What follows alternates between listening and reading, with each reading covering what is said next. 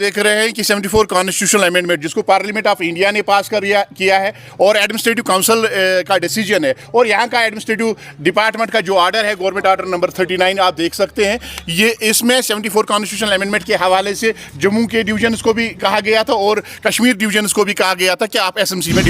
सब ज्वाइन करिएगा, लेकिन जम्मू में पूरा ऑर्डर इंप्लीमेंट किया गया। यहाँ पे अभी भी partially order implement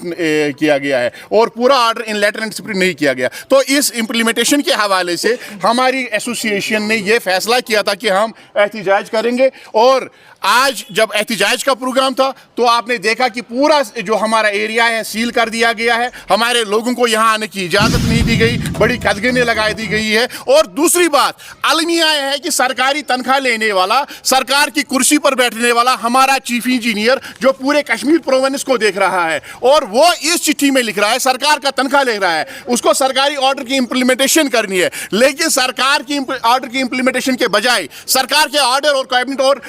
administrative council के डिसीजन, पार्लियामेंट ऑफ इंडिया के डिसीजन को वो नकार रहा है और इस हवाले से प्रोटेस्ट करने वालों के लिए वो ये धमकी दे रहा है कि हम इनके खिलाफ एक्शन करेंगे। मुझे एक बात समझाइए चीफ इंजीनियर साहब या यहाँ की एडमिनिस्ट्रेशन, मुझे एक बात समझाइए, क्या वो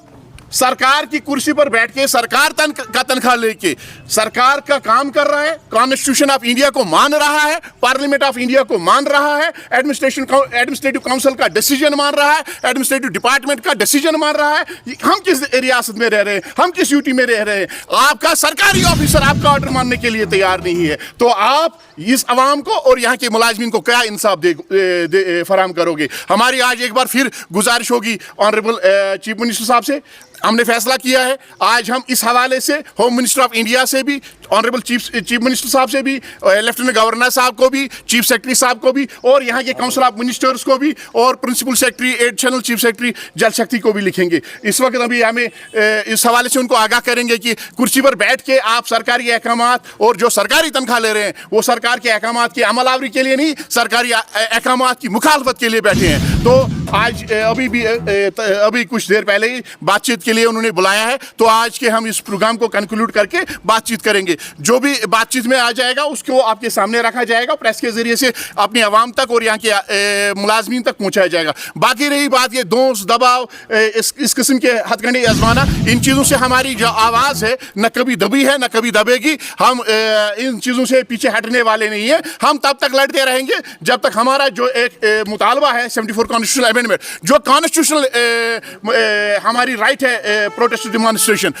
वो हम करते रहेंगे जब तक हमारा जो एक मुतालबा है 74 कॉन्स्टिट्यूशनल अमेंडमेंट के हवाले से जब तक इम्प्लीमेंट नहीं होता है। अगर इसके अलावा भी इन्होंने कुछ और इस हवाले से इकदाम उठाने की कोशिश की गई तो हमने कल ही फैसला कर लिया है, फिर हम काम छोड़ हड़ताल पे जाएंगे और काम छोड़ हड़ताल तब तक जारी रहेगी जब तक ये 74 कॉन्स्टिट्यूशनल अमेंडमेंट पूरी नहीं की जाती, इंप्लीमेंट नहीं की जाती है। और दूसरी बात, जो इन्होंने कल इस हवाले से अहकामात जारी किए थे 74 कॉन्स्टिट्यूशनल अमेंडमेंट के हवाले से, चीफ सरकारी कुर्सी पर बैठ के सरकार की मुखालफत कर रहा है, इसको हम अदालत उज़्मा में 6 तारीख को पेश करने जा रहे हैं। अदालत उज़्मा का फैसला सामने आ जाएगा, वो भी आपके सामने जरूर। किनसे आपकी बातचीत होगी? चीफ इंजीनियर्स अथॉरिटीज के साथ हमारी बातचीत हुई है, अभी उन्होंने बुलाया है चीफ इंजीनियर्स ऑफिस, उनके साथ बात होगी तो वहाँ पे देखेंगे क्या होता है। उसके बाद ये